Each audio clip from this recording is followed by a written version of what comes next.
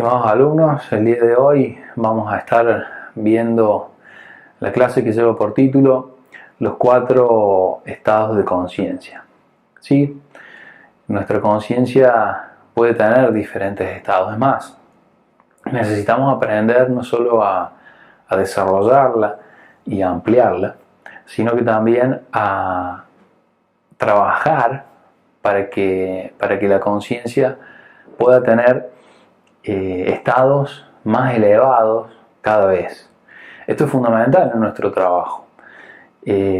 Cada individuo puede estar puede tener un estado determinado de conciencia y puede quedarse en ese estado durante largos periodos de su vida sin modificarlo, y evidentemente todo lo que va a vivir, todo lo que le va a suceder tiene una relación proporcional, directa, al estado de conciencia en el que se encuentre.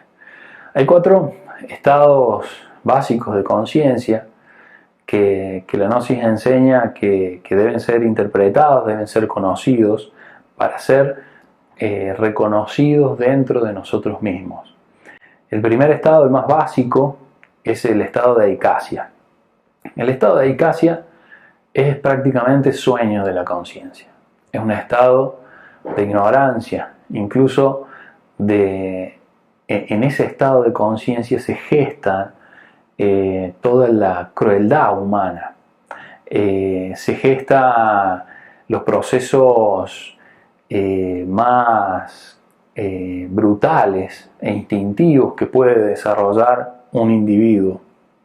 Cuando vemos individuos cometer delitos o realizar acciones propias de incluso animales, estamos hablando de que ese individuo está en un estado de conciencia de eicasia, de sueño, de ignorancia.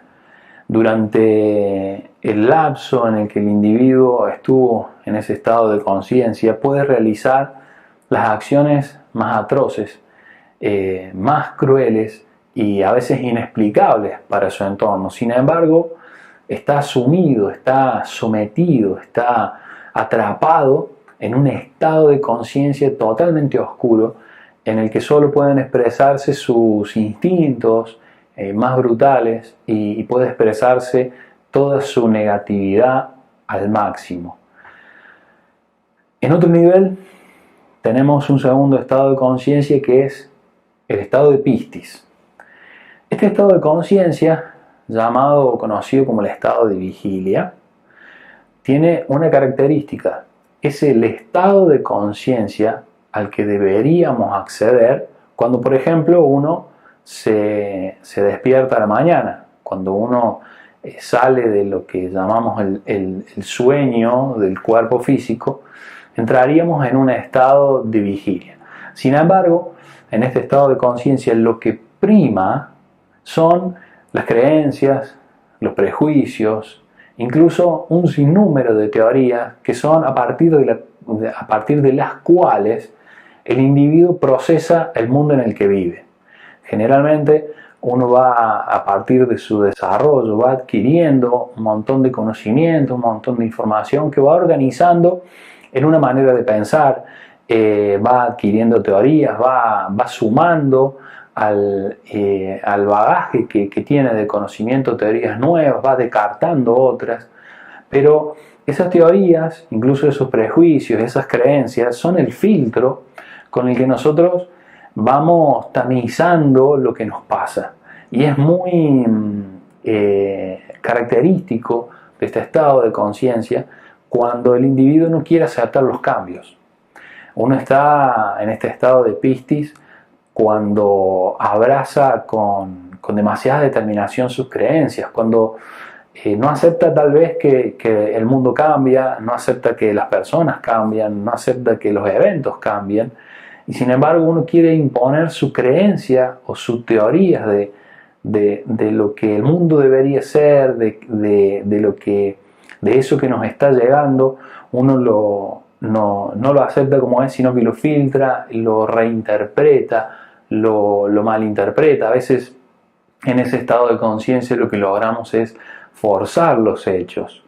Y es un estado que nos somete a una situación donde cualquier cambio, cualquier proceso de cambio, se ve muy obstaculizado porque no queremos desprendernos de creencias, no queremos desprendernos de teorías, de nuestra forma de pensar.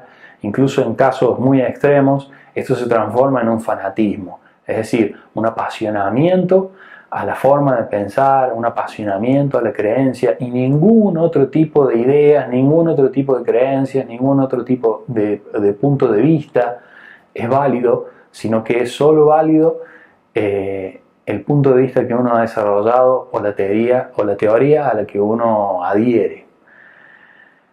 Ahí está la oportunidad del individuo de pasar a un tercer estado de conciencia, conocido con el nombre de dianoia. Este estado de conciencia tiene una característica muy fundamental, muy esencial, que tiene que ver con la revisión intelectual de esas creencias y de esas teorías que fundamentan el segundo estado de conciencia. Este tercer estado de conciencia lo podemos denominar una autoconciencia, es decir, cuando el individuo comienza a determinar su propia capacidad de observación, cuando empieza a determinar su propia capacidad de pensar. Ya no adhiere tanto a teorías, a creencias y a prejuicios, incluso a veces impuestos por su entorno, sino que empieza a generar su propia forma de ver el mundo, empieza a revisar, empieza a tener una capacidad de análisis, no se somete a las ideas que le llegan así porque sí, sino que las pasa por el tamiz de su análisis, por el tamiz de sus convicciones, por el tamiz de sus mismas experiencias. Entonces, es fácilmente en este estado de conciencia descartar, por ejemplo, creencias que no tienen ningún sustento, descartar teorías que evidentemente han quedado obsoletas. En este estado de conciencia el individuo se da a sí mismo la oportunidad de comenzar a cambiar. Este tercer estado de conciencia es la base para lo que se conoce como el estado de nous, que es un estado de conciencia despierta constante. Y es el estado de conciencia al que llegan los grandes sabios. Incluso entre los sabios, no cualquiera llega a este estado de conciencia, porque el estado de nous implica la iluminación interior profunda. Es decir, si no nos elevamos a un tercer estado de conciencia, difícilmente podamos avanzar al estado de nous, ya que si no hacemos una revisión de teoría, si no estamos permanentemente en análisis, la conciencia no se emancipa y no adquirimos el nivel conscientivo propuesto en el estado de nous. Por eso decimos, incluso entre los sabios, no todos llegan a este nivel.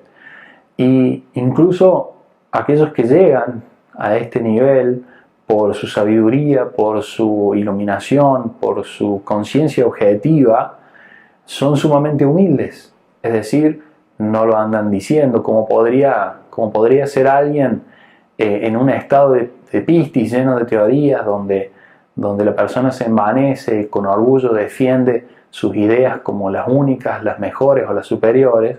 En el estado de nous encontramos al sabio que no defiende, sino que enseña, que transmite, que de alguna manera espera que los demás puedan avanzar en su camino interior.